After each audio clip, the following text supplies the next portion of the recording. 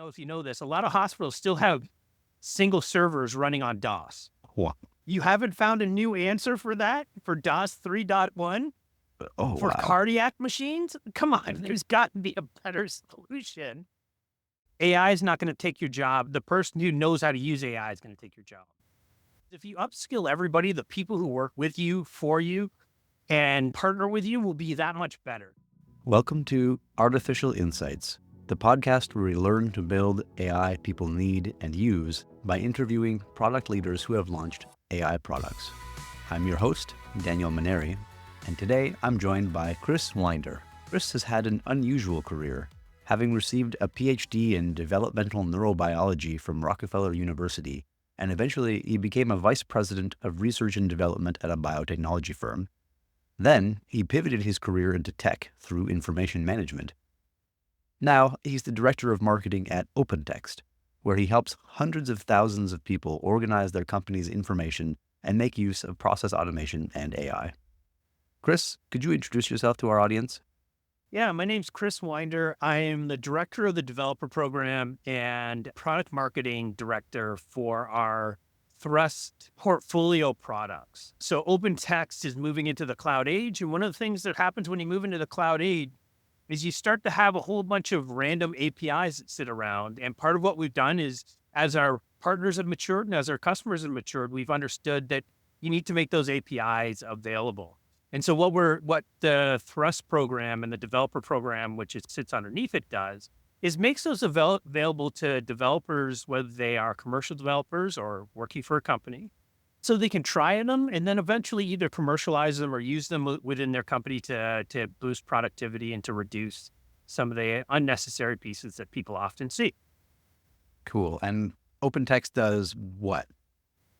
That's a great question. I think when I started 7 years ago, you could say we handled content and records. Over the last 7 years, OpenText as a company has expanded exponentially. And as of now, I think the way that I usually when I talk to people is we have products that businesses use across 10 different technical categories. If you need something to get your developers more productive, we have tools for that. If you need something to manage your service management for your organization, we have tools for that. Plus, we have the standard information management, whether you call that data, whether you call that content, we have tools for that. And then we have all the tools to analyze that and put it into work. I often like to say that the core value of OpenText is we put what you do in context. We have the tools that allow context for whatever it is, whether it's IT, whether it's a line of business, whether it's your customer management. We have the tools that allow you to put it in context and go faster. Very cool. And what do you get to spend most of your time doing? Me? A lot of my time is spent on essentially what, in the IT consulting world, we call enablement and change management.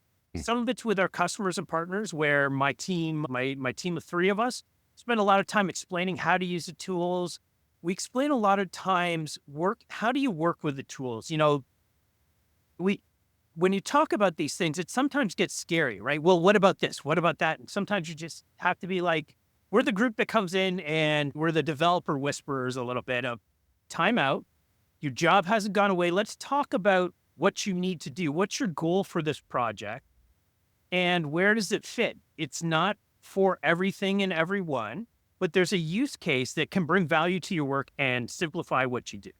So we spend a lot of time doing that. That's really the bulk of our days nowadays. And I think it's super cool that you haven't even mentioned the word AI yet, but we know it's coming, but people are still worried about their jobs going away. And so I'd like to dig into that later. But for now, I think the question on everybody's minds at the podcast like this is, Chris, are you an AI? No, I'm not actually. And you can tell because I stutter. I do use inappropriate terms sometimes, like an AI. So it's a valid question sometimes with me. That's a good point. When you think of an AI, you don't typically think of replicating, I'll use a graphical analogy, like pores on a human face. Exactly. So that's fun. I like that. But all right. So getting back to that automation aspect of it, what do you see people doing with the services you provide at OpenText? So there is a wide variety of things. And I think one of the coolest parts about my job and what my team does, we run hackathons. So we throw our tools out in the wild and say, what can you make? Here's a challenge. What would you make?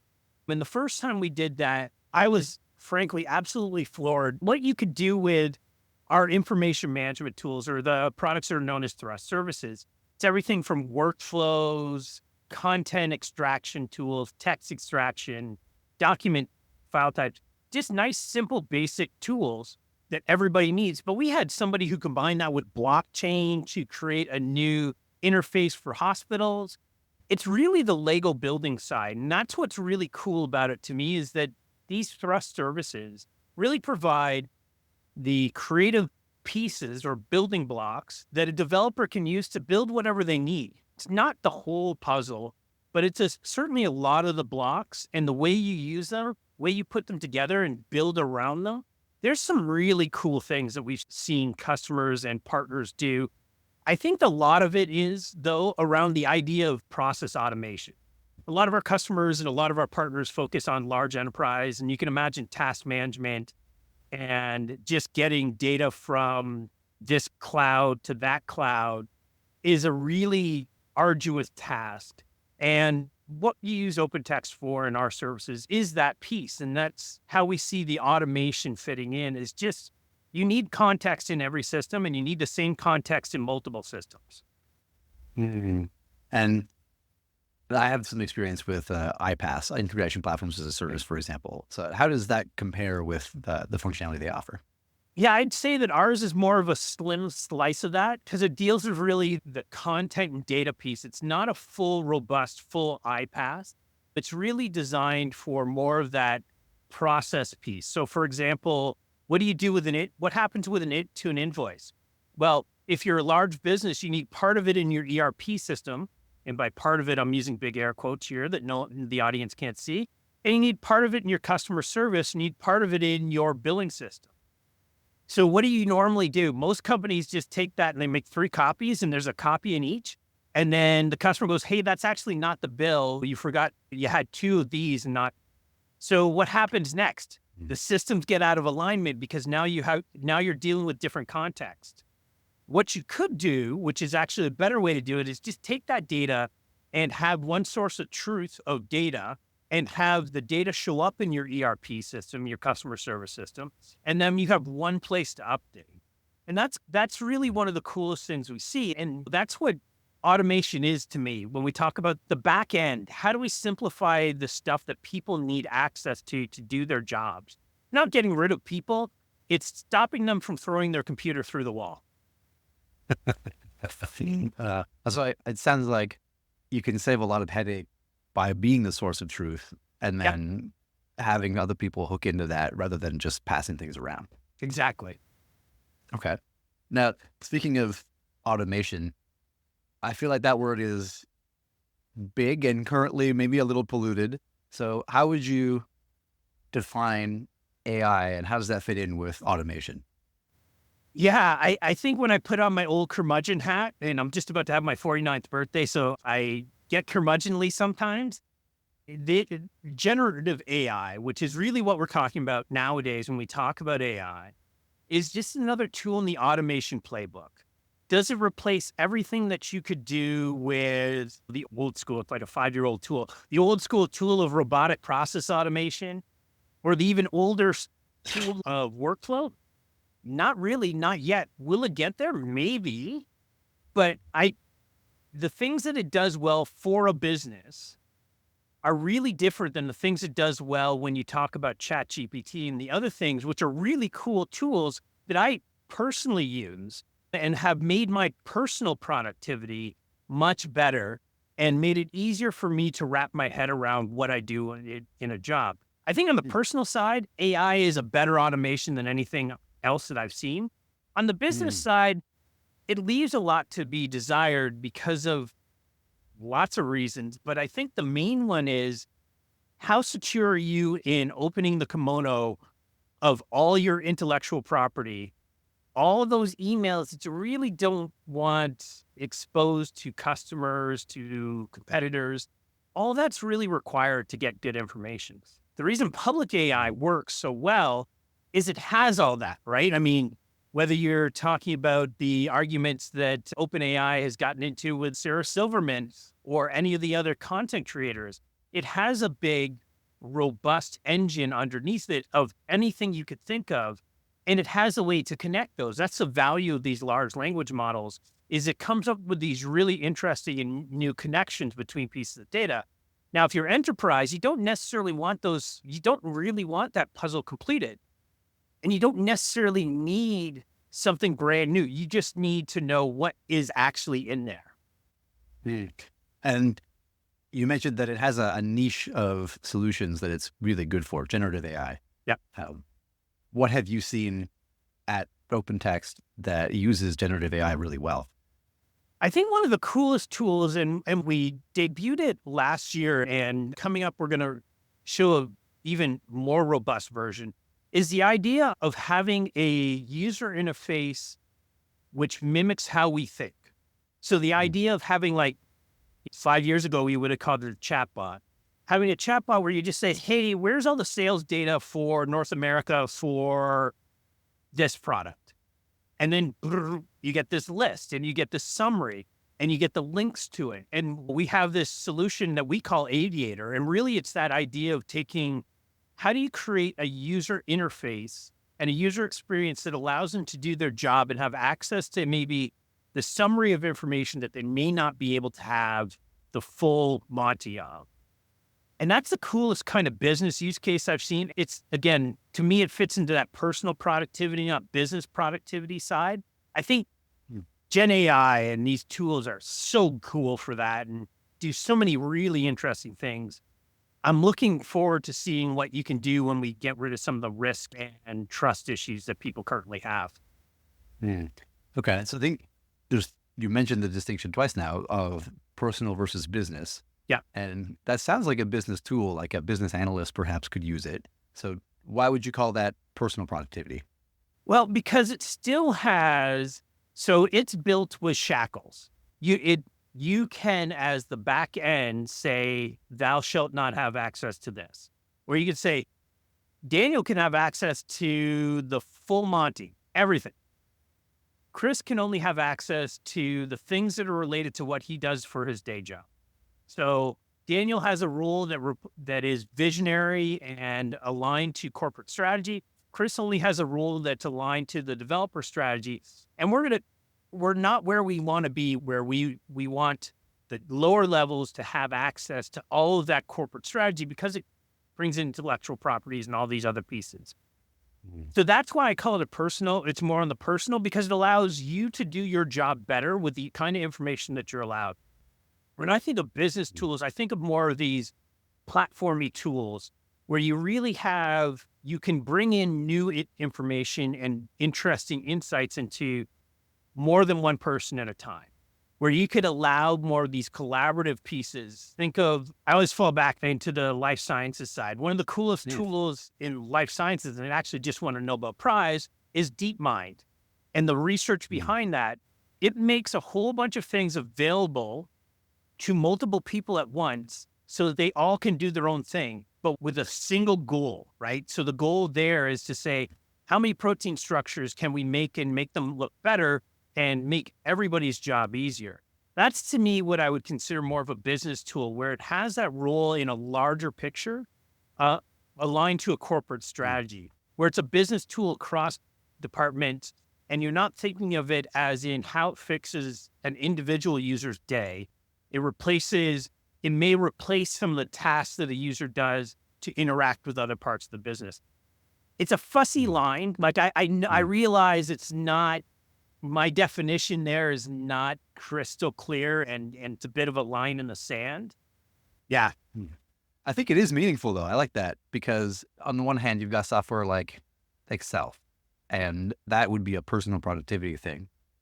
Is there a non-AI analog to a business tool? Ooh. When I start thinking of, and I always fall back onto the automation side. There's a couple that I think of, like decision trees. So you can automate decisions that can mimic the corporate strategy. So for example, My favorite one that I've been talking about for years is what I call no-touch travel approval. It's the fact that if you are a company that has people living in multiple zones and you have a salesperson who lives in, we both live in Ontario, that lives in Ontario and has to go see a customer in Paris, Ontario, right? And so they submit their bill, and if the approval is in a different country, they're like, wait a second, why are you going to Paris? Right? Because maybe the invoice or maybe the bill just says Paris Hilton. Now, did they go visit Paris Hilton, the celeb? Did they go to the Hilton in Paris, France? You can automate that decision based off of the context of where do they live and some deeper information. And that doesn't necessarily require AI. Could it be done better with AI? Could you make that a bigger set of decisions? Yeah. But that's when I start thinking of business automation, yes, it's for the individuals, but it aligns to a strategy because you can take that decision and say, you know what? We're comfortable with automating it up to $5,000 for no-touch travel approval. And you just do it, you get your money, you go back, and when the bucket's empty for the travel, you're not allowed to travel. And you can make that a global piece, right?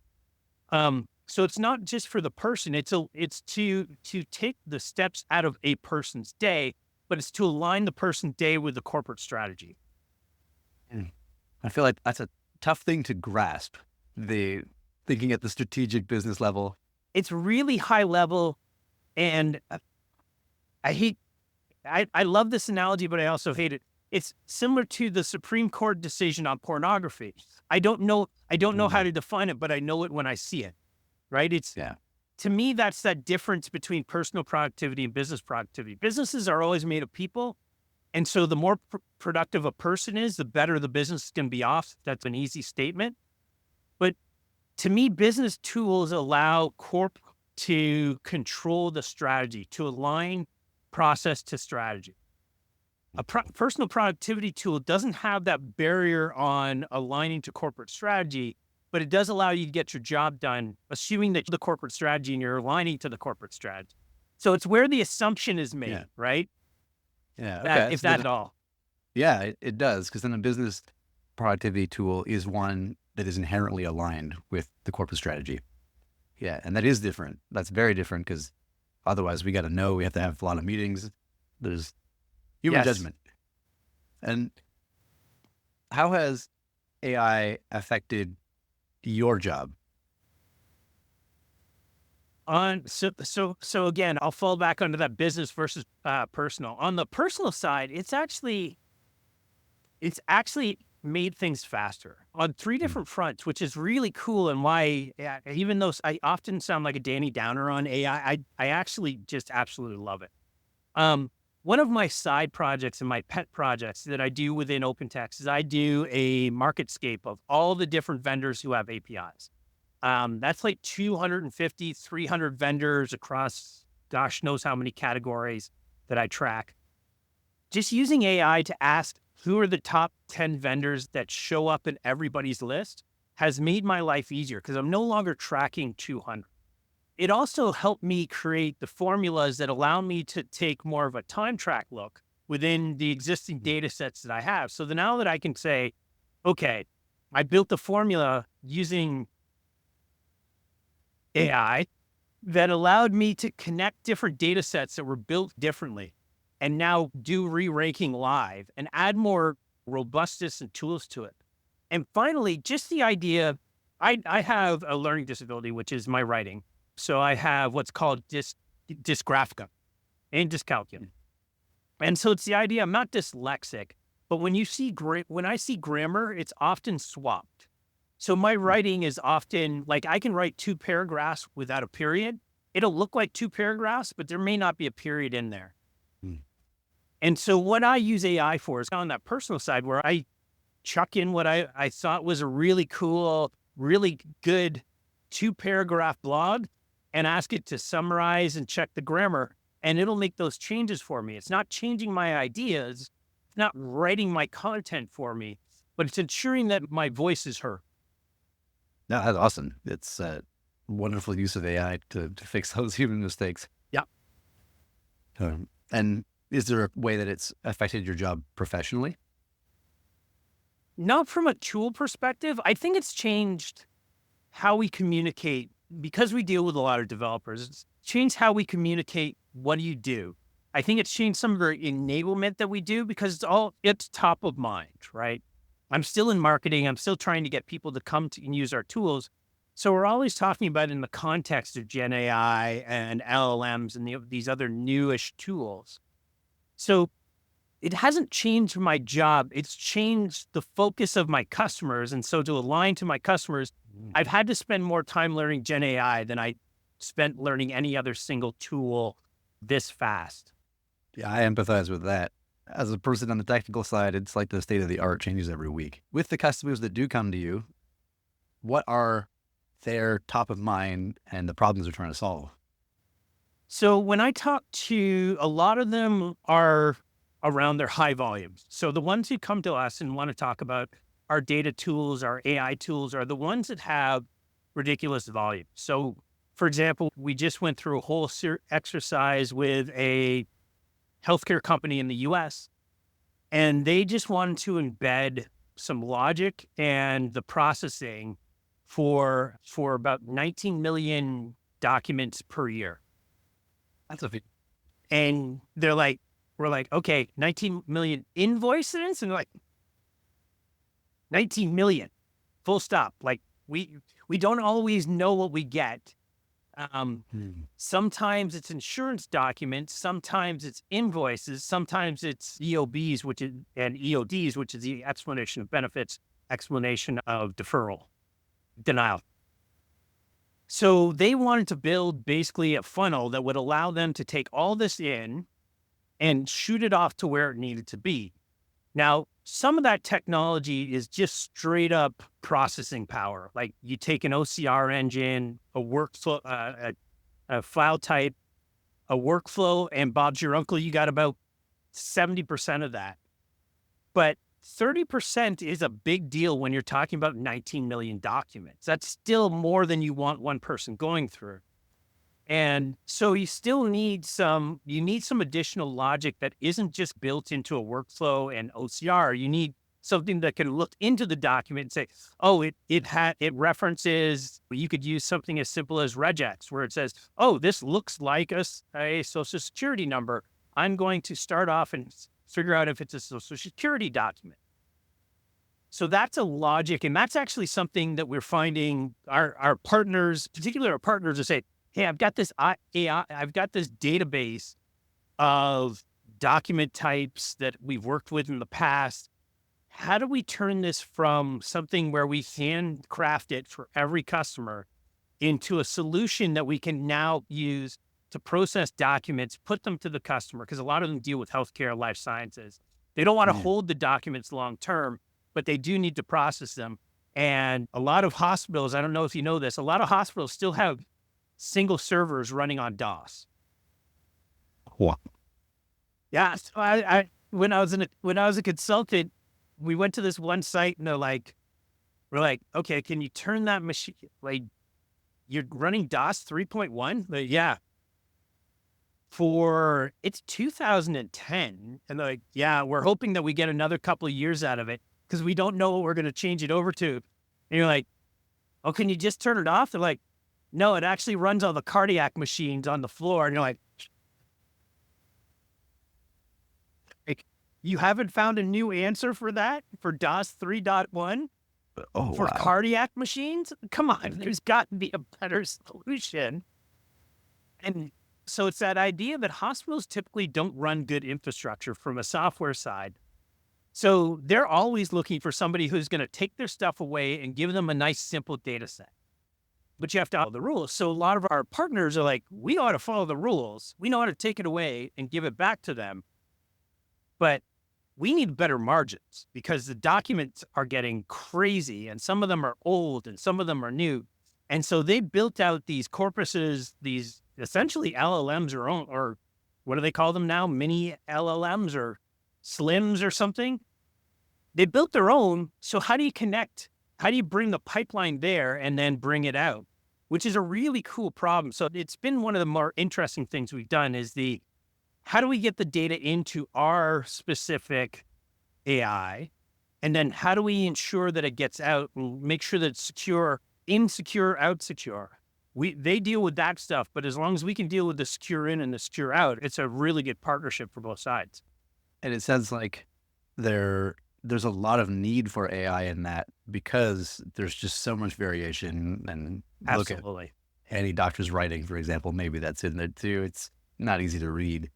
So what would the advantage of having that slim LLM, using a custom LLM versus we talked about the big public ones potentially using your data? Uh, what are the advantages to one or the other? So there's three. Let's start with the more concrete ones. One is frankly just trust. The problem with a big, large cloud company like the majors is that they're putting everybody's data into the same data source and telling you that they tokenized it and put a firewall between X, Y, and Z. And we all know that there's some tests you can do that show that their walls aren't quite as thick as they're telling you. It's more of a security by obscurity. And that's not going to fly for healthcare and healthcare information, right? When we get into these highly regulated use cases, whether it's government or healthcare, that just doesn't fly. That's fine for the manufacturing documents for IKEA's chair. I mean, we could all figure that out. But when it comes to healthcare, you're putting people's lives at risk, frankly.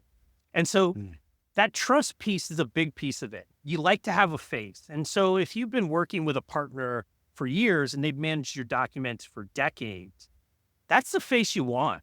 Like you want to know that they've upped the technology and, that trust and that personal relationship you have is still there. So trust is the big one. It's the tip of the iceberg.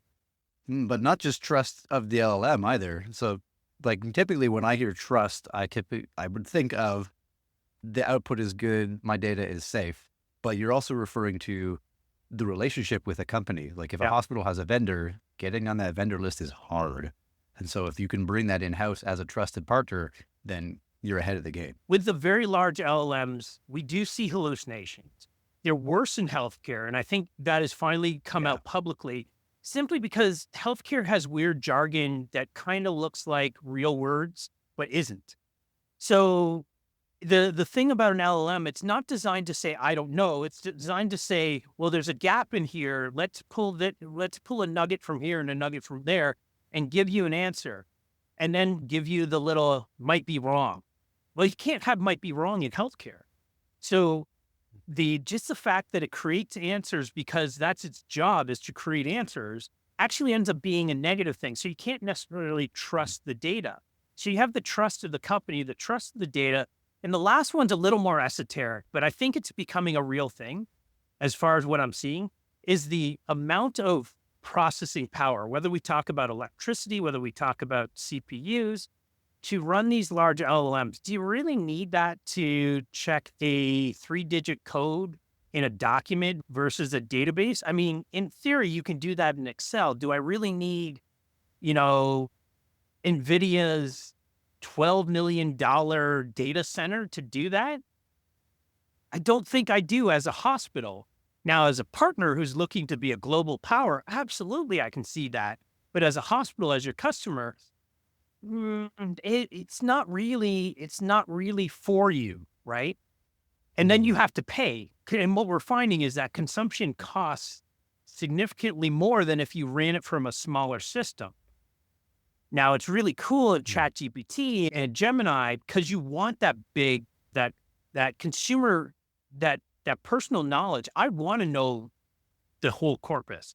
And I like the fact that it gives me wacky answers, but it gives me the link to it. In healthcare and in a lot of business processes, that's not a good thing. Like I don't want any of the folks that work for me to find something about OpenText from ChatGPT and start writing about it and putting it in there as if it's true and part of our corporate strategy. Because then that gets up to the bosses and now we're all in trouble. So there's that idea of the trust falling down, but then the cost, it's the trust and cost kind of matrix, right? How much do I trust the data? How much do I trust the person? And how much is it costing me? If I have low trust in the data and the person, but it costs me $1 million, how happy am I? So it also sounds like you're saying that it's actually beneficial to the output to use a smaller model, to use a more limited model. I think it can be. I think in use cases where we're talking about really specialized areas, so geology for gas, where the geology of China really has no relationship to where you'd find gas in Northern Ontario, where there might be some high level things, but the devil's in the details there, where you really want to be in the right place. You don't want it going, well, somebody found 12 million decaliters in the Mongolian desert, and the Mongolian desert's really dry and it's really sandy and it looks just like the bottom of Lake Superior. So there must be gas there. You don't want to make a business decision on Mongolia looking like Lake Superior. It just doesn't match the smell test. So there's places where a larger set of data and more information is just not beneficial.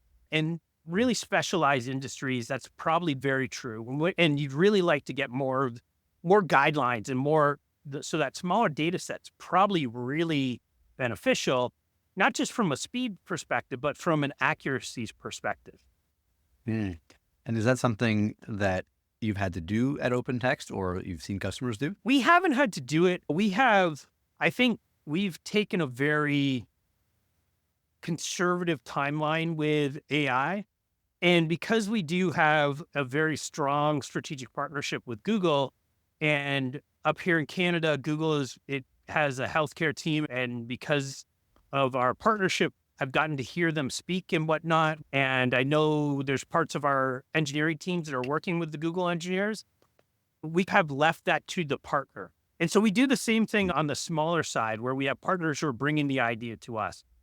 We're as big as our portfolio is, we're sticking to our knitting. We have the AI tools that we build are to make our products better for our customers, not a general big, huge AI to replace. That may come, but for my part of the business, which is working with developers and our API business, it's not something where we have near-term roadmap items. Yeah. And one of the more interesting use cases for an LLM is an agent, like something that can act on it. And it sounds like with all those connections, an agent that can act on the connections it makes a lot of sense. What have you seen in terms of agentic use cases? I haven't seen a lot other than the one that we debuted last year, which we call Aviator, which is that kind of chatbot. We have one for code and we have one for interrogating your records. That's the only one I've really seen. I like what they've done there. It's got some limitations on the back end. It's designed to work inside of your business. Honestly, Daniel, I haven't seen anything better than what like Gemini and ChatGPT do for almost any other use case, which doesn't pain me to say, but I really don't see anything better than those. Like I've seen some really cool other GPTs that people are trying to build and some other prompt engineering tools that are really interesting. And I really like where the technology is going because seems like people are thinking about these problems and how do we solve this for a business problem or a personal problem? But I haven't seen a lot in real world use cases where I'm like, oh, that changes my work structure. That makes life easier. Okay. And it sounds like with Aviator, it could make someone's life a little easier being able to talk to your data, but maybe there just isn't that use case yet that hooks it up like ChatGPT did when it came out. Not that's filtered through my part of the world. I know there's a lot of really cool things that are kind of still in skunkworks mode that I've seen that you're like, oh, if they figure out how to meet the trust standards and the technical standards that we hold ourselves accountable to, that's going to be really awesome. But there's one tool that we just released, which is our developer Aviator, which takes our code and allows you to say, okay, if I had this, I prefer Python. So how do I take your JavaScript tutorial and turn it into Python? And it gives you, now I do know that our PM team is not as excited about that tool as I am or the SCs are, in part because they're like, well, and I look at it and I say, that's a ridiculous thing to worry about. But it does actually, I know it does actually affect the quality of the code and whether the code runs Mm. properly. Like, why is it putting an extra space in there? Is that a space or is that a return? And I totally get it, but it seems obsessive, but you have to be when you're telling somebody, Mm. you copy this code, it's going to work for you. So there's Yeah. those little things where it looks really cool to somebody who's not totally technical like me, but I get some of the angst and anger I hear from some of the developers who Yeah. look at the outputs of some of these tools and go, why is everybody using this? I do get it. I also cheat and go, well, what if I did it? What if I did it for me? Yeah, yeah, exactly. Like I had to build something with the Plaid AI with it hooks up bank information and they have a chatbot that doesn't quite work agentically, but it's trained on all the docs and it outputs stuff that makes no sense and comes from nowhere all the time. So I guess I could understand it a little, but I view myself, I get as like you, a curmudgeon when it comes to AI sometimes. And so I'm not sure if to be excited for these agentic use cases, but it sounds like you've seen some things that are very exciting. Is there another example of what you're excited to see in the future? It is a life sciences use case that involves a really intriguing way to combine, and this is going to feel like I'm throwing marketing jargon terms at you, so I'll apologize ahead of time, where it combines a chat-like UI with secure record holding via blockchain. So Mm. you can now use, in their example, you can use the chatbot as a patient to say, hey, blah, blah, blah. I'd like to make my record shareable to Dr. X, but only on a PC and only in this location. So it then goes and goes to the blockchain and says, hey, I need a token and I want it time limited and I want it this. And so it does, in some ways, all the coding in the Mm. background, which I feel is like it simplifies the patient experience. It's a really cool use case because it's all that stuff that I need actually to happen in the background that typically you'd have to have a developer do. And you can't just release that into the wild to a patient's hands.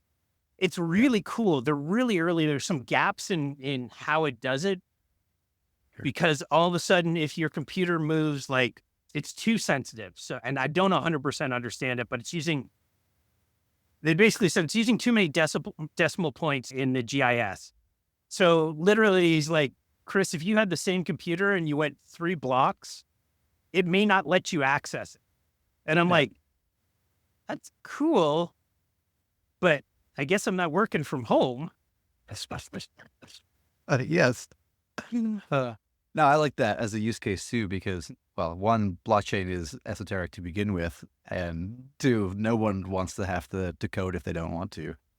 But one of the other topics that I think is super big in AI is how is it going to impact broader society? How are we going to not just jobs, but how are we going to use it and adapt to it? And what's your perspective on that? I think it is a tool. I do like the phrase, and I wish I knew who initially said it was AI is not going to take your job. The person who knows how to use AI is going to take your job. I don't think anything that I've seen, and again, I see what most people in the public see. There's nothing that I've seen that makes me go, holy geez, lots of jobs are at risk, as in the whole job category. I don't think this is Yeah. like the steam engine to gas engine. I don't think this is like the car and the horse. I do think there are some jobs that will get downgraded from a full-time job to a part-time job, maybe unnecessarily, maybe it's actually a good thing. But there are some, like last night I was at a UX symposium and it was really interesting hearing one of the more senior women talk about it. And she said, this happened with print and I was replaced until I wasn't. And then it happened when graphic design went out. And then I realized that I was actually never a graphic designer. I was a user experience designer. So are graphic design jobs going away? Probably not. Is the skill set valuable still? Yeah, absolutely. Will the person who is currently a graphic designer make the same amount of money in 5 years doing only what they do today? No. Hmm. I like that framing for the question a lot. But the problem is that that's a really deep explanation. And for most people, all they hear is, I can't do my job tomorrow. Hmm. And that's actually probably true, but that's always been true. Like that's been true. We just, maybe it's accelerated. Maybe it was generational, right? You wouldn't do the same, even if you're an ad exec, you wouldn't do the same job that your dad did. So Hmm. maybe it's just the timeline is getting so compressed of how fast these jobs change. My son is currently just in university. He's at Waterloo doing his, Nice. and he's in geomatics. And at first he was a little Cool. disappointed because he'd always wanted to do just pure development. He's been coding for, he's just about a decade and he's only 18.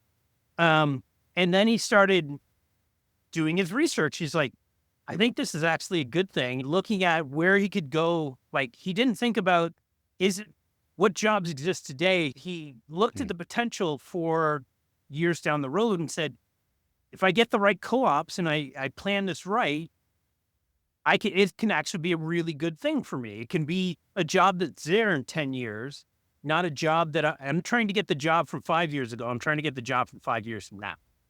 That does feel like a shift in mindset Yeah. where I think you're right. My parents' generation, they would see as strange to change careers or Yeah. jobs every 3 years. And yet that's so typical nowadays. And it Yeah. does feel different. You can't aim at the past, you got to aim at the future. And are there any areas that you feel like AI is not ready or should not be used at the moment? Healthcare. Um, Healthcare is the major one where I feel like I know enough to know why I'm scared. Some of the other ones, like there's parts of marketing where I'm like, I don't think you could do that. But I do, obviously, my title is in market. I work in marketing. So there's a little bit of personal bias there to be fully transparent. I think there's parts of my job that can't be done. I Hmm. think there's going to be somebody who can do my job twice as fast simply because of AI. But healthcare and things where you require an exacting, no changes to it detail, where if Hmm. you don't have the answer, it's an escalation, not a fill in the blanks and hope it's close enough, right? We can all laugh at the 7-fingered handshake, but if a robot misses by a tenth of a millimeter on a cancer, you could die. So you don't want it Yeah. to go, well, is that a decimal point or was that a dot on that handwritten note that is the basis for the surgical? You know what? It's good. I'll just take a little bit more. Like you don't want the hallucination to say, if I don't know where the decimal point is, put it at the farthest to the right. Like that's not right. You want it to say, hold on, I can't do this. That's Yeah. just not, that's a hard thing to engineer into a system because there's always going to be times where it needs to find new data. The line between finding new data and saying the data doesn't exist is really, it doesn't exist nowadays, right? Because in the internet, you can find an answer for everything. And the AI model is designed to give an answer for everything. Absolutely, right? So, yeah. Oh, yeah, that makes a lot of sense. If it needs precision, guessing isn't good enough. Yeah.